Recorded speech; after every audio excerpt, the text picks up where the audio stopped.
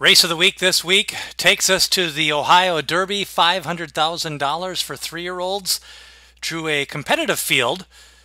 The $500,000 purse is big news for fans of this race.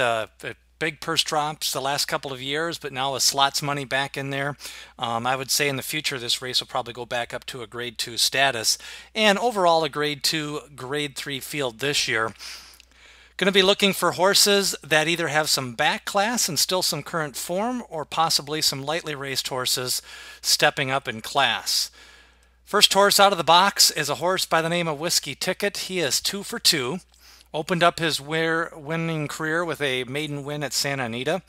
Came back in the Illinois Derby and gutted out a nose victory over Conquest Curlinate, who is running up at Woodbine being pointed for the Queen's Plate. So not a bad second race, especially off the ship. He is 2 for 2, and he's got the inside post and brings speed.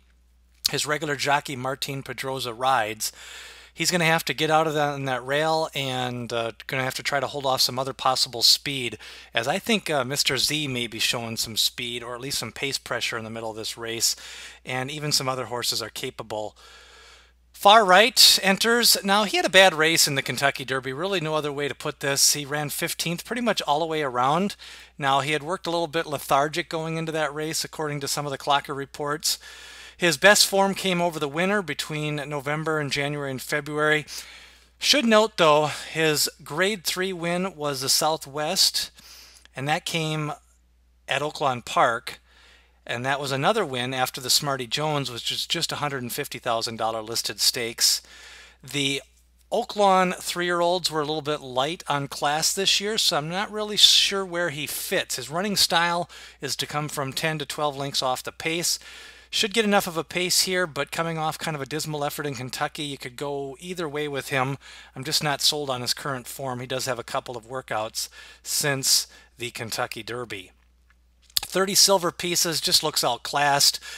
Maybe you can take a better look at this one, but his best races have been on the turf. He was claimed a couple of starts back for $25,000. This looks like kind of maybe a vanity claim. They want to have a horse in the local race.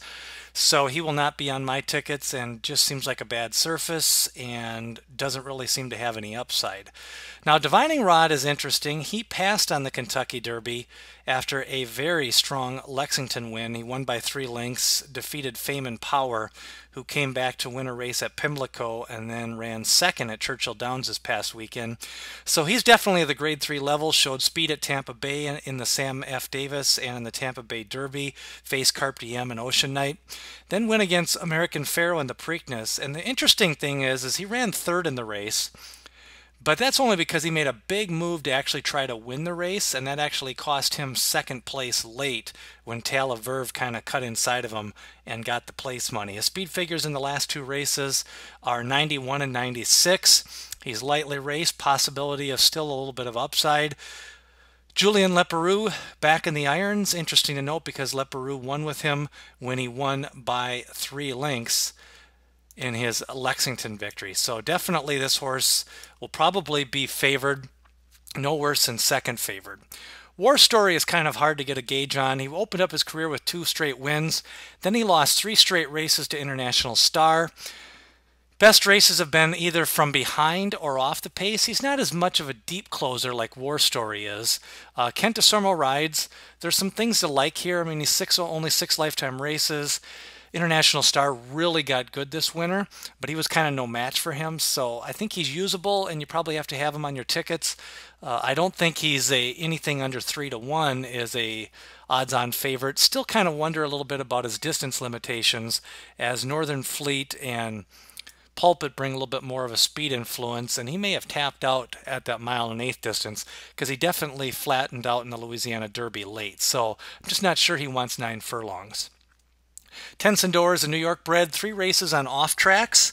He's got a couple of races on fast tracks, and those are his better races. His best race was the Grade 1 Wood Memorial. Ran second to Frosted, who ended up running 4th in the Kentucky Derby and 2nd in the Belmont. Definitely usable in this spot. I think he may get a little bit overplayed. If you can throw out that Kentucky Derby race, he really runs his race every time. He's got a 3rd, a 2nd, a 5th, and a 4th.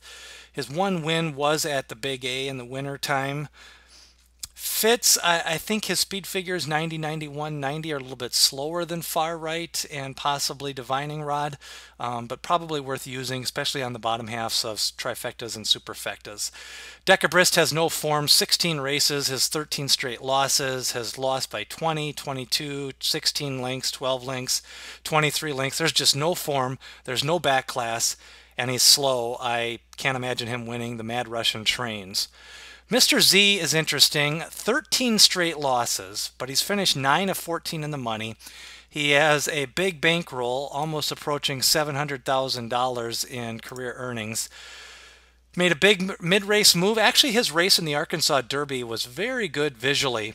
Made that big move against American Pharoah, who just kind of swatted him away like a fly. But American Pharoah is the top class horse in this generation, and if he can run that Arkansas Derby race, he can win this race. So it's just a matter of can he, get back in that winner's circle. He's lost a lot of races, so that could be good and bad. I mean, he's 0 for 6 on the year. He's had a couple of workouts, especially that nice 5 furlong workout on June 7th at Churchill. They're going for the money grab, $500,000 race. But he's been in training for a long time, so I'm not really sure he can improve in this spot. I really think what he is at this time is just kind of a 92. He got a 92 in the Southwest. He got a 92 in the Arkansas Derby. He got a 97 back in the Los Al Futurity, but that was 6 races back. So really where he's at is he kind of sits in that 92, 93 range, and if somebody else falters, he's capable of winning, but definitely a horse probably not going to key. Lots of ways you could go in this race. Still got to get to Bada Vista. He enters in off a 48th length loss in the Preakness, won the Frederick Tessio. Private terms was okay, kind of mid-pack runner. Not sure he has really the class here. I'm going to kind of pass on him, as I just don't think he's a grade 2, grade 3 horse. But definitely fits in the race, just not sure he's capable of winning or even running second. Overall, I'm going to go with Divining Rod. I think Mr. Z and Far Right are usable. Probably use those in exactas. I think you could use Tense and Dur maybe in the trifecta. Not using Bada Vista, not using Decabrist, and again, I think Divining Rod has kind of a hidden trip here in the Preakness, and his Lexington 96 speed figure is good enough to win. Make sure to sign up and subscribe to get all of the Race of the Week handicapping videos. Click that subscribe button. Also, Derbyologist.com for more handicapping information. Hope you enjoyed this week's crib notes on the Ohio Derby.